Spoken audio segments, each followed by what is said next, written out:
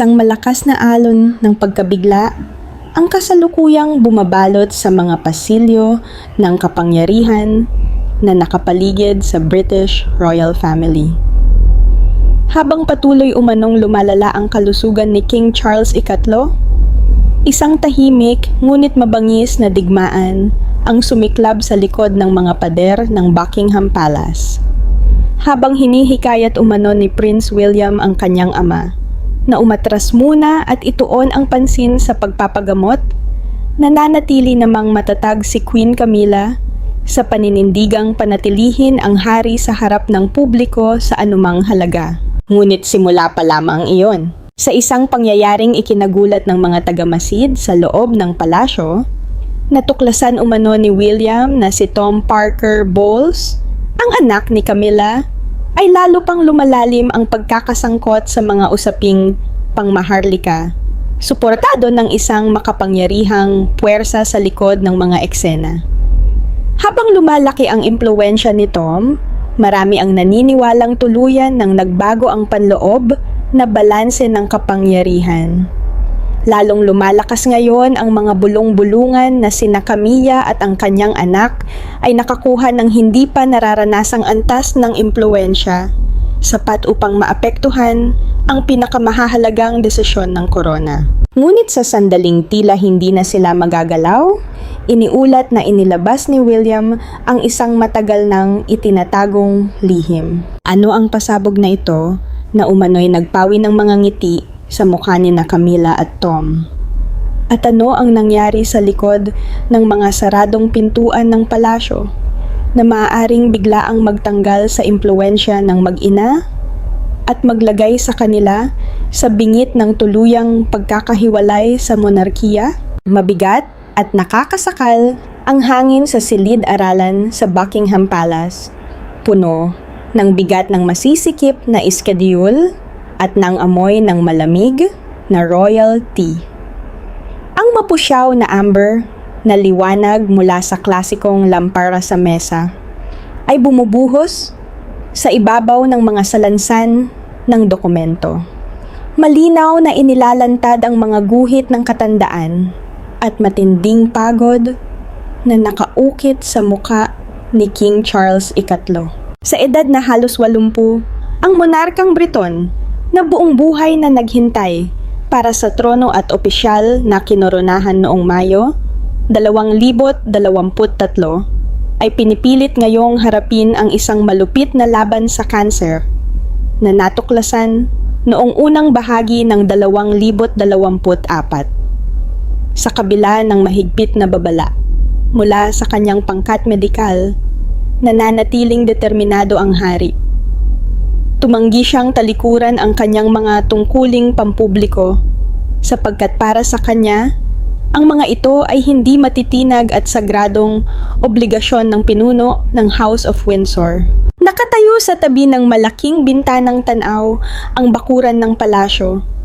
Hindi maitago ni Prince William, ang Prince of Wales, ang matinding pagkabalisa sa kanyang isipan.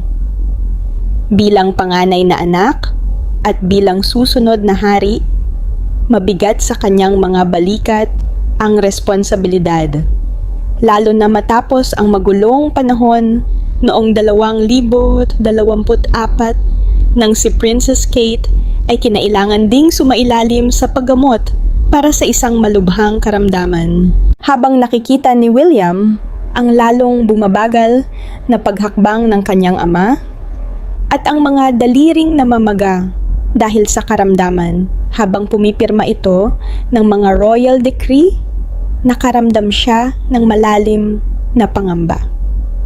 Nauunawaan niya na ang walang humpay na pagdalo ng hari sa mga diplomatikong pagtitipon at pambansang seremonya sa nakalipas na 6 na buwan ay hindi na simbolo ng lakas, kundi isang walang awang pagsasamantala sa katawang desperado ng nangangailangan ng pahinga upang gumaling. Hindi nagtagal, ang pagkabalisa ni William ay bumangga sa isang hindi matinag na pader na ang pangalan ay Camilla. Ang babaeng dumaan sa hindi mabilang na unos kasama ni King Charles upang opisyal na maging reyna ng United Kingdom. Si Camilla, na hinubog ng likas na pakiramdam ng isang taong ilang dekadang nakipaglaban upang matiyak ang kanyang lugar sa loob ng pamilyang Windsor, ay may ganap na ibang pananaw. Naniniwala siyang ang pag-atras ng hari sa likod ng entablado sa ganitong kasensitibong panahon ay magpapakita ng kahinaan at lalo lamang magpapalakas sa damdaming kontramonarkiya na matagal nang kumukulo sa ilalim ng ibabaw. Para kay Camilla, ang korona ay nagniningning lamang kapag nakikita ito ng publiko. At ang katatagan ng paghahari ang pinakamahalaga, higit pa sa anumang pisikal na panghihina. Matagal nang kumukulo sa likuran ang banggaan ng kanilang mga pananaw, ngunit tuluyan itong sumabog bilang isang lihim na digmaan nang itulak sa sukdulan ang iskedyul ng hari para sa tagsibol na ito.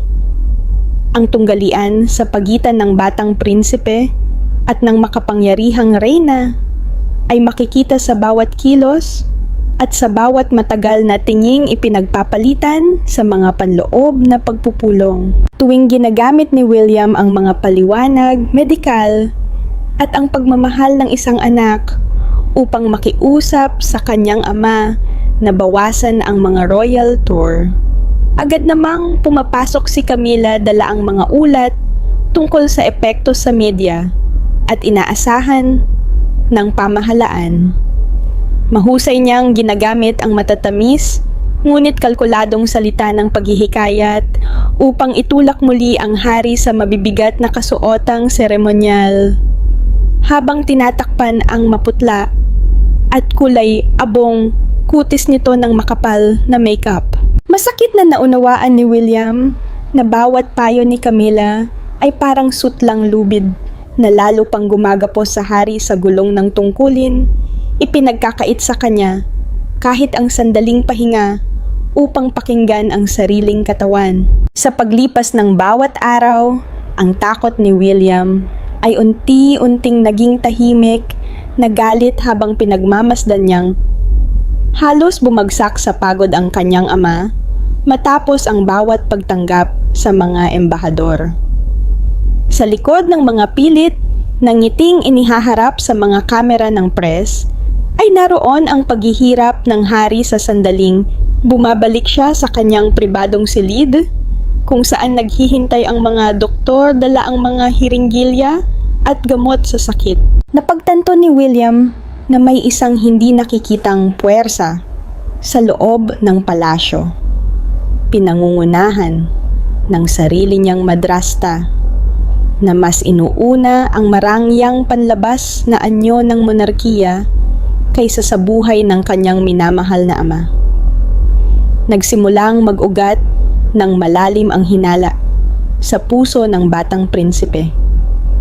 Bahagya niyang naramdaman na ang pagpipilit sa tuloy-tuloy na pagharap ng hari sa publiko ay hindi lamang upang panatilihin ang katatagan ng kaharian, kundi tila nagsisilbi rin sa isang ganap na ibang kalkulasyon ng kapangyarihan na nagkukubli sa mga anino ng palasyo. Mabilis na nagkaroon ng malinaw na anyo ang hinalang ito ng Prince of Wales, habang ang mga multo ng kapangyarihan ay nagsimulang lumitaw ng mas malinaw sa Buckingham Palace at sa mga tanggapan ng Duchy of Cornwall. Sa gitna ng malalawak na pasilyo, kung saan ang bawat hakbang ng mga miyembro ng maharlikang pamilya ay mahigpit na sinusukat at kinokontrol, napansin ni William ang hindi pangkaraniwang madalas na paglitaw ni Tom Parker Bowles, ang anak ni Queen Camilla. Si Tom, na dati ay nananatili lamang sa gilid ng mga pampulitikang kaganapan ng monarkiya at mga opisyal na seremonya, ay bigla na lamang nagiging madalas na presensya sa mga stateroom. Kumpiyansa siyang naglalakad kasabay ng matataas na tagapayo, at nakikita pa umanong dumadalo sa mga pagpupulong na dati ay para lamang sa mga tunay na may opisyal na tungkulin sa loob ng institusyon, sa mga pagpupulong na sarado ang pinto tungkol sa iskediul ng pagtanggap at pagho-host ni King Charles III. Ang paglawak ng impluwensya ni Tom ay hindi huminto sa simpleng paggamit ng ugnayang pampamilya upang makadalo sa mga kaganapan. Nagsimula na rin siyang direktang makialam sa mga proyektong pang-ekonomiya ng Duchy of Cornwall, ang pangunahing ari-arian at sentro ng kapangyarihang kakamana lamang ni William mula sa kanyang ama nang ito ay umakyat sa trono. Sa mga talakayan tungkol sa lupa at pag-unlad na pinansyal ng Duchy, walang pag-aatubiling na uupo si Tom sa mesa ng negosasyon, binubuklat ang mga kumpidensyal na dokumento na tila ba may likas siyang karapatang gawin iyon. Kitang-kita sa kanyang mukha ang kayabangan, habang sakim na sinusuri ng kanyang mga mata ang mga ulat sa pananalapi, at nagbibigay siya ng mga utos na lubhang mapanghimasok. Maraming matatagal ng kawani at mga eksperto sa pamamahala ng royal assets ang nagsimulang magpakita ng pagkadismaya.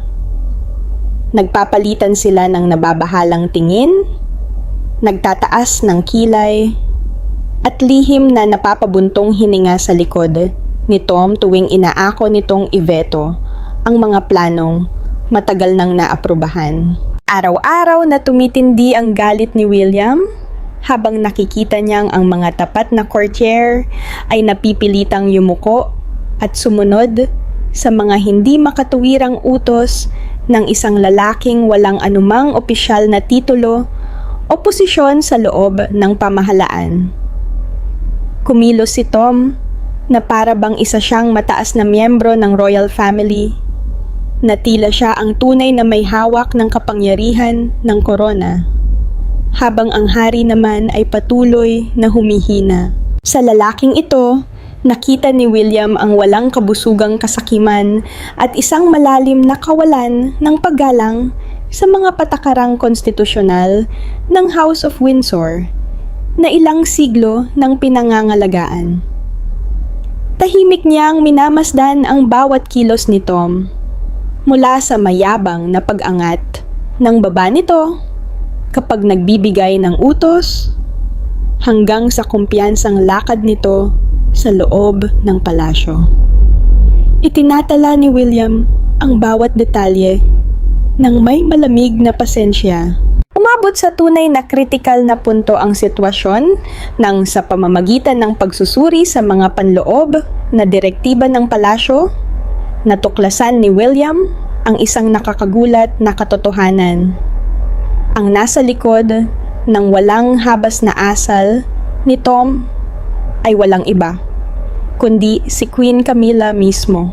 Ang mga palihim na pirma ng pag-aproba at ang mga sulat kamay na tala ni Camilla na malinaw na sumusuporta sa mga dokumentong may kinalaman sa Duchy of Cornwall ay nagsilbing matibay na ebidensya na ginagamit niya ang kanyang kapangyarihan upang buksan ang daan para sa kanyang anak na mapasok ang mga posisyong may malaking pakinabang. Tahimik niyang ginagamit ang kanyang impluwensya bilang kabiyak ng hari upang gawing lehitimo ang presensya ni Tom. Ginagawa itong tila ekstensyon ng sarili niyang kamay upang manipulahin ang mga usaping pangmaharlika habang mabilis na nauubos ang lakas ni King Charles. Ang pagtuklas na ito ay parang nagyayelong tubig na ibinuhos sa anumang natitirang tiwala ni William sa kanyang madrasta. Naunawaan niya na hindi na ito simpleng kapabayaan o pansamantalang kayabangan ng isang individual. Isa itong kalkuladong estratehiya upang pahinain at agawin ang kapangyarihan ng monarkiya sa mismong harap ng kanyang mga mata. Ang malabong hinalang na buo noon ay naging isang matibay na pasya. Mag-isang nakatayo sa kanyang silid-aralan, nakakuyom ang mga kamao ni William habang ang kanyang tingin ay tumatagos sa kawalan, puno ng nag-aalab na galit na hinaluan ng malinaw na pag-iisip ng isang tagapagmana ng trono. Sumumpa siya sa kanyang sarili na hindi niya hahayaang dungisan ng sinumang tagalabas ang dangal ng kanyang pamilya. At doon opisyal na nagsimula ang kanyang paglalakbay upang hanapin at ilantad ang buong madilim na katotohanang nakatago sa likod ng mga pintuan ng palasyo. Upang buwagin ang isang alyansa ng kapangyarihang suportado ng naghaharing reyna, alam ng Prince of Wales na kailangan niyang kumilos ng may sukdulang pag-iingat, kasing tahimik ng isang multo sa loob mismo ng tahanang minana ng kanyang mga ninuno. Nagsimulang magsagawa si William ng mga lihim na pagpupulong.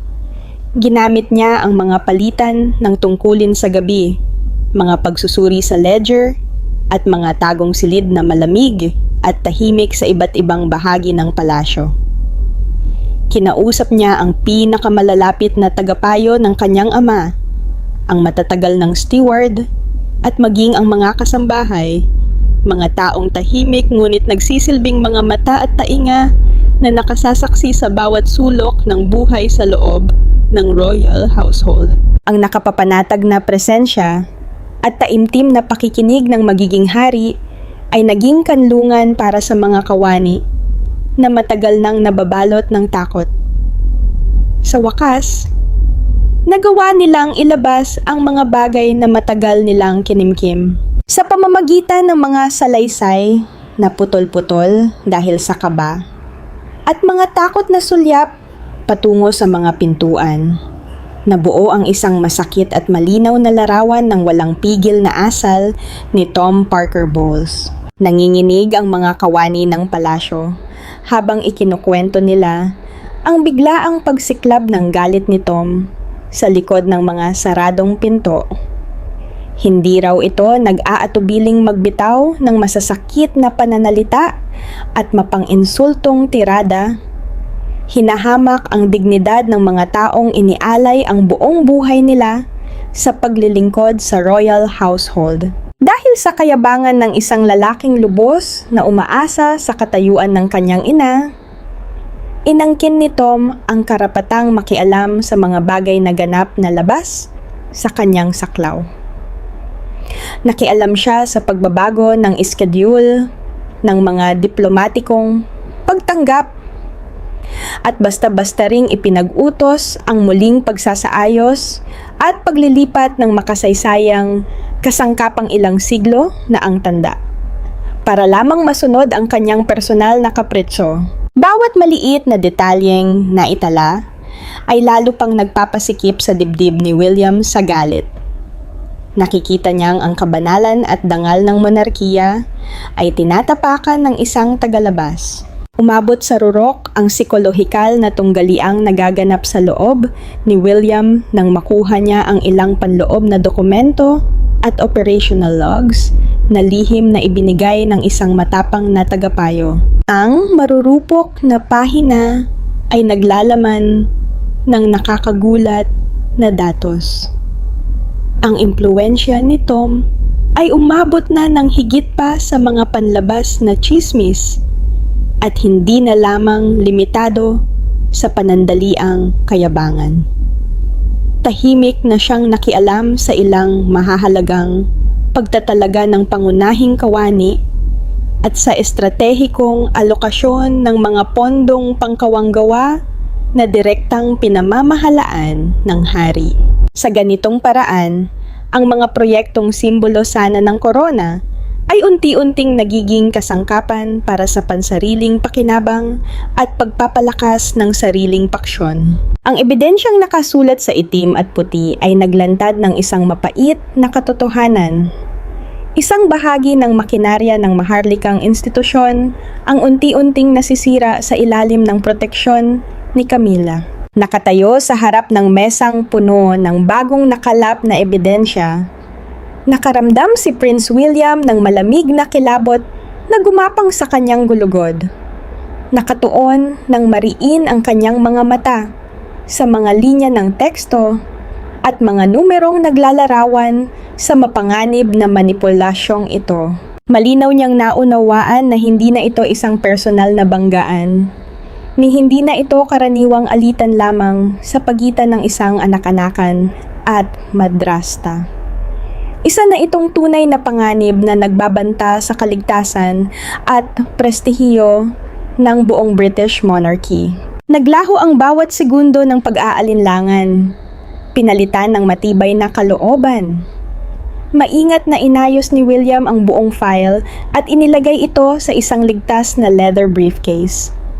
Pagkatapos ay mahigpit niya itong nilock, habang ganap na malinaw sa kanyang isipan ang susunod na hakbang na kailangan niyang gawin.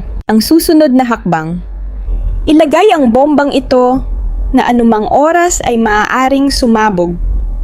Direktada sa mesa ng lalaking may hawak sa kapalaran ng kaharian. Matapos ang ilang linggong ibinuhos niya ang buong puso at kaluluwa sa lihim na investigasyon, naglakad ang Prince of Wales sa mga pasilyong may pulang alpombra ng Buckingham Palace, mahigpit na hawak ang isang itim na leather briefcase.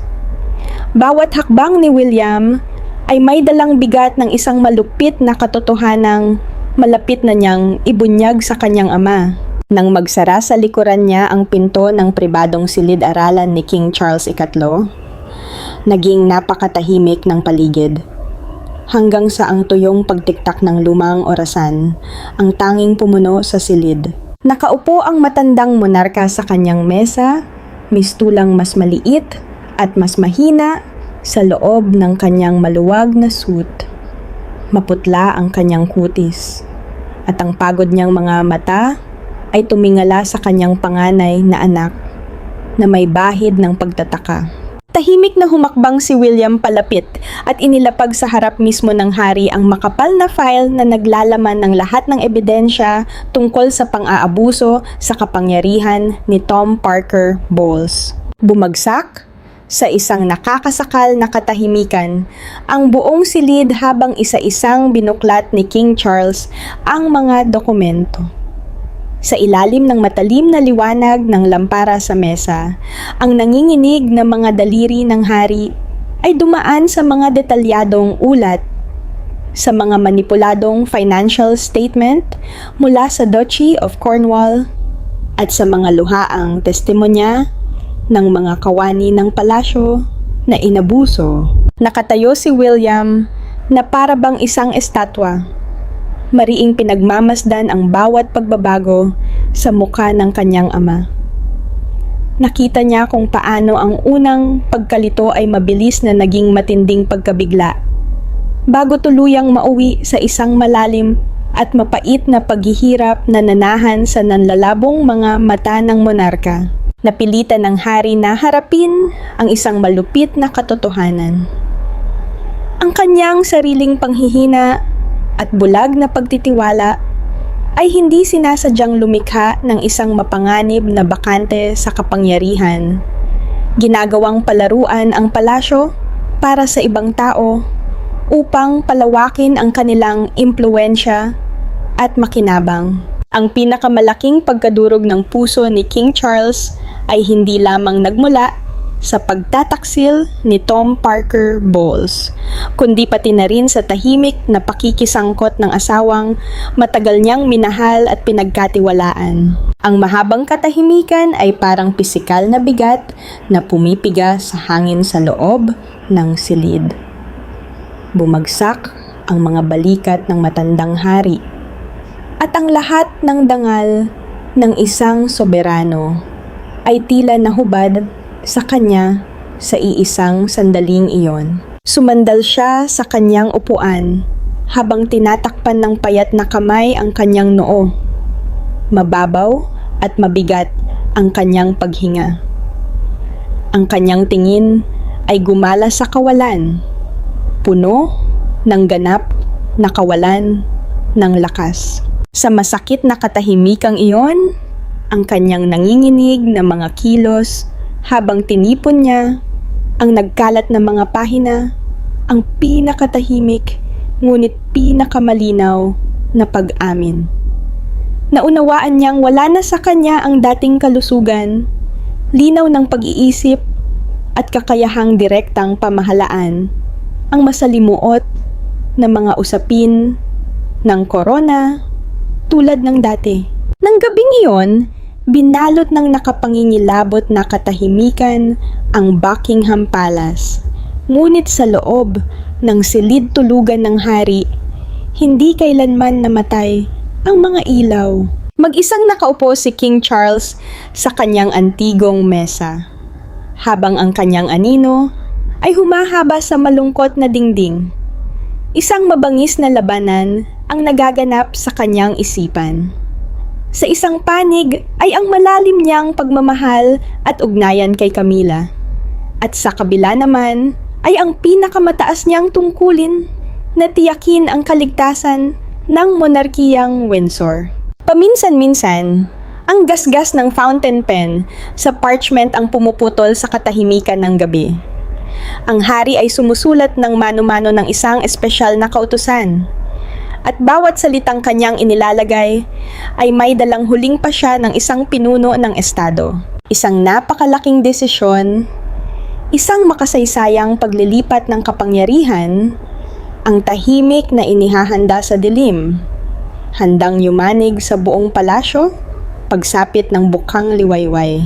Kinabukasan, sa pagsikat ng araw, bago pa man tuluyang mapawi ang makapal na hamog sa palasyo, isang pambihirang tensyon ang bumalot sa silid ng Royal Council. Ang mahinang liwanag ng bagong umaga ay pumasok sa malalaking salaming bintana. Bumabagsak sa seryosong mukha ng mga miyembro ng Privy Council na agarang ipinatawag. Nakaupo si King Charles III sa gitna. Maputla ang kanyang mukha, ngunit ang kanyang mga mata ay naglalabas ng isang pambihirang determinasyong matagal nang hindi nakita sa kanya sa loob ng maraming buwan. Direktang nakatayo sa kanyang tabi si Prince William. Tuwid ang malalapad na balikat sa loob ng kanyang seremonyal na unipormeng militar. Ang kanyang mukha ay malamig at hindi matinag, tulad ng isang estatwa. Nang umalingaw-ngaw ang boses ng punong kalihim sa pagbabasa ng Royal Decree, isang matinding pagkabiglang psikolohikal ang agad na tumama sa lahat ng naroroon. Opisyal na inanunsyo ng hari na ipinagkakaloob niya kay William ang pansamantalang autoridad sa lahat ng usaping pangmaharlika at ang pinakamataas na kapangyarihan ng monarkiya. Itinatatag ang isang bagong kaayusan bago pa man maganap ang formal na paghalili sa trono. Sa kabilang panig ng mahabang mesa, sina Queen Camilla at ang kanyang anak na si Tom Parker Bowles ay ganap na nawasak sa biglaan at hindi maisip na pagbabagong ito ng kapangyarihan. Naging kulay abo ang mukha ni Camilla sa ilalim ng kanyang makeup. Mariing nagdikit ang kanyang mga labi sa isang nanginginig na guhit, habang ang kanyang mga daliri ay mahigpit na kumapit sa leather handbag hanggang sa mamuti ang kanyang mga buko.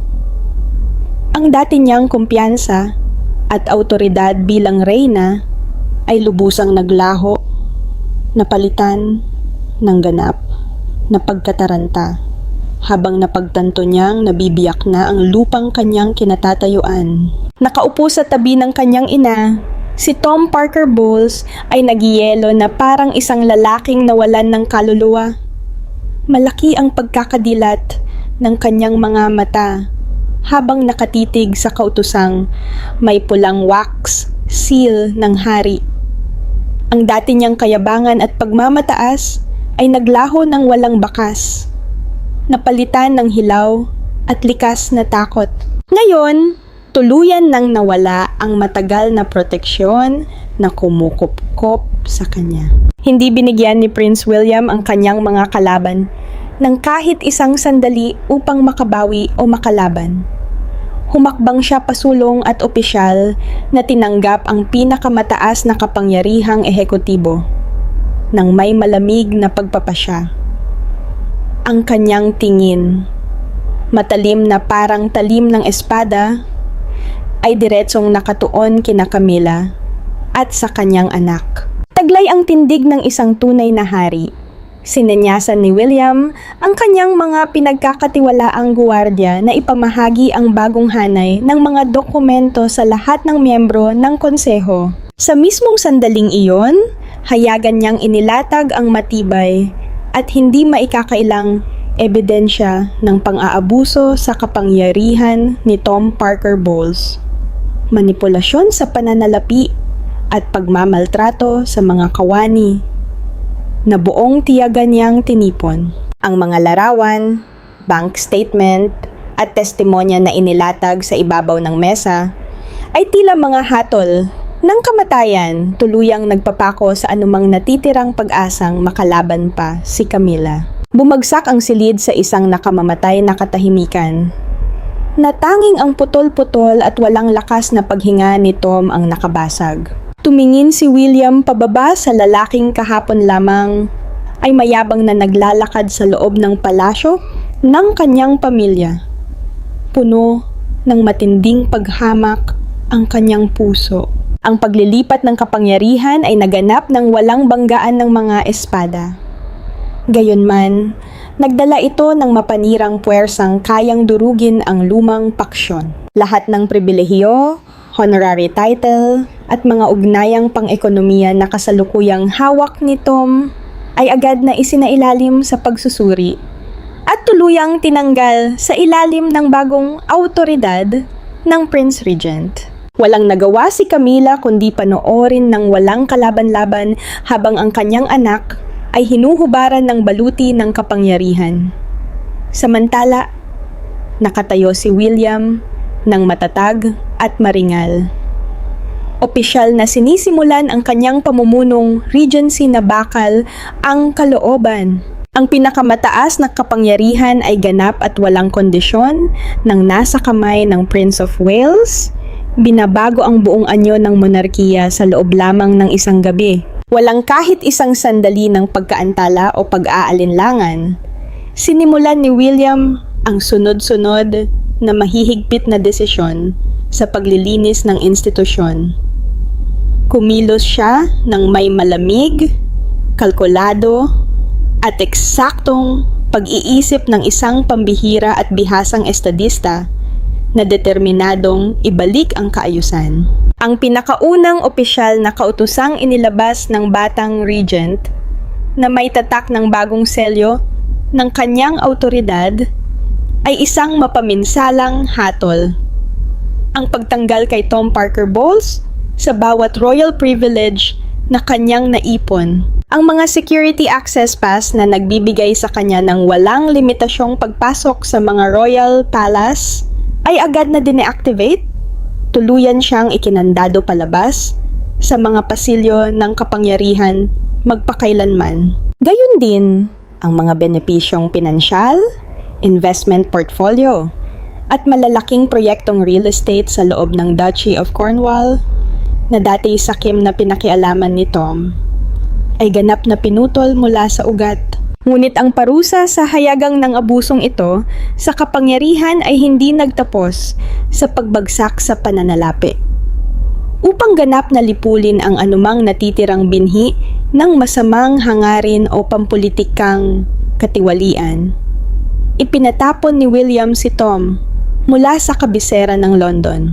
Sa pilitan siyang inilagay sa mahigpit at walang takdang house arrest sa isang malayo at lubhang liblib na estate sa Kanayunan, kung saan nanatili siya sa ilalim ng mahigpit na 24 na oras na pagbabantay ng Royal Security Forces. Ang mapaminsalang pagbagsak ni Tom ay agad ding humila pababa sa impluensya ni Queen Camilla sa isang mabilis at nakapipinsalang pagbagsak mula sa kanyang dating kapangyarihan. Sa ilalim ng bagong itinatag na Regency ni William, natagpuan ng reyna ang sarili na sistematikong nakahiwalay sa loob ng malamig na mga pader ng Buckingham Palace, habang unti-unting tinanggal sa kanya ang kanyang mga kaalyado. Lahat ng matagal na niyang hawak na executive privilege sa mga panloob na usapin ng palasyo, kasama ang malalaking pribadong budget na dati niyang pinamamahalaan,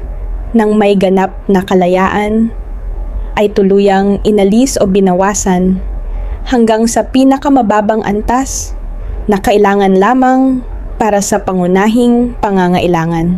Ang network ng mga pinagkakatiwalaang assistant, kaalyadong politikal, at mga palihim na impormanteng maingat na itinanim ni Camila sa iba't ibang departamento ng royal household sa loob ng maraming taon ay isa-isang tinukoy, pinaalis ng walang severance o inilipat sa malalayong posisyong walang tunay na halaga. Ang dating makapangyarihang reyna na minsang nagdidikta sa pang-araw-araw na schedule ng monarka ay naging isang malungkot na anino na lamang. Palaboy-laboy siya sa malalawak at umaaling-awngaw na stateroom, araw-araw na napapailalim sa tahimik, hindi komportable, at palihim na pagbabantay ng mga pinakatapat na courtier ni William. Isang mapanirang halo ng matinding pagkawasak, pampublikong kahihiyan, at ganap na kawalan ng lakas ang malinaw na mababakas sa mabibigat at mabagal na hakbang ni Camila. Pati na sa malungkot at hungkag na mga tinging ibinabaling niya sa mga bintana. Unti-unti niyang nauunawaan na ang kanyang panahon ng manipulasyon sa likod ng mga eksena ay opisyal nang nagwakas sa isang mapait na wakas. Ang mabigat at walang kompromisong mga hakbang ni Prince William ay agad na nagpasiklab ng matinding alon ng debate at malalim na pagkabigla sa loob ng House of Windsor at sa tradisyonal na hanay ng British aristocracy. Ilang veteranong royal na nasanay sa mas pasibong pamumuno ang labis na nagulat at nabahala sa bilis, husay at itinuturing na kalupitan ng biglaang paglilipat ng kapangyarihan. Ang mga lumang paksyon sa palasyo na takot mawalan ng kanilang makasaysayang impluwensya ay nagsimulang magpakita ng malinaw na pagkabalisa. Sa likod ng mga saradong pinto, kumalat ang nagmamadaling bulungan tungkol sa hindi mahulaang kinabukasan ng monarkiya sa ilalim ng pamumuno ng isang magiging hari na labis ang katatagan at hindi madaling matinag. Gayunman, ganap na hindi pinansin ni William ang lumalakas na koro ng pagtutol at ang kinakabahang usapan ng mga courtier. Nanatili siyang matatag sa harap ng magulong agos ng pampubliko at pribadong opinyon. Taglay ang isang bakal na kalooban. Ang kanyang mga mata ay nakatuon lamang at buong tindi sa kanyang pinakasagrado at pinakamataas na layunin. Protektahan ang ganap na kabanalan, dangal, at makasaysayang lehitimidad ng tronong iniwan ng kanyang mga ninuno.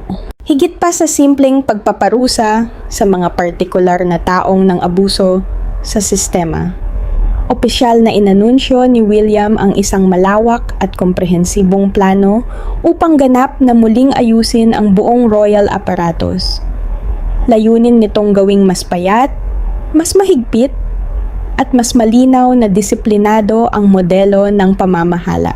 Gumugol siya ng maraming oras sa direktang pagsusuri sa buong listahan ng mga tauhan. Isa-isa niyang inalis ang mga walang saysay na intermediary position, pinutol ang mga labis at paulit-ulit na tungkulin, at mahigpit na hinigpitan ang mga regulasyong pinansyal na namamahala sa paggamit ng lahat ng pondo ng duchy. Bawat desisyong inilabas ng kanyang tanggapan ay sinamahan ng napakahigpit na pamantayang etikal at makabagong sukatan ng pananagutan. Sa ganitong paraan, lubusan niyang binura ang anumang nakatagong ugnayan ng conflict of interest na maaaring dumungis sa imahen ng monarkiya sa mapanuring mata ng publiko. Personal na nilagdaan ni William ang huling malaking salansan ng mga dokumento sa reorganisasyon habang unti-unting binabalot ng dilim ang lungsod. Ang kanyang nakatutok na mga mata ay sumasalamin sa hindi natitinag na liwanag ng lampara sa kanyang mesa. Habang unti-unting na itatatag ang isang bago, malinis, at mahigpit na disiplinadong kaayusan sa malalawak na Royal Palace, tahimik na tumayo si Prince William sa tabi ng malaking bintanang tanaw, ang mahanging mall. Wala na sa kanyang mukha ang mabigat at nakapapagod na pagkabalisa ng isang anak na nag-aalala sa paghihirap ng kanyang ama. Sa halip, tanging ang hindi matitinag na katatagan ng isang pinakamataas na pinunong isinilang upang mamuno ang makikita roon. Ang matindi at walang kompromisong paglilinis at muling pagsasaayos na ito, ang kanyang malakas at hindi maikakailang sagot sa mga tiwaling paksyon na naghangad manipulahin ang soberanong kapangyarihan ng korona. Sa malalim na katahimikan ng bagong rehimen, matatag na pinagtibay ni William ang kanyang bakal na pasya na protektahan ang ganap at walang bahid na prestihiyo ng House of Windsor. Handa siyang gumawa ng matatag, marangal, at makasaysayang mga hakbang upang tiyakin ang isang malakas at pangmatagalang kinabukasan para sa British monarchy.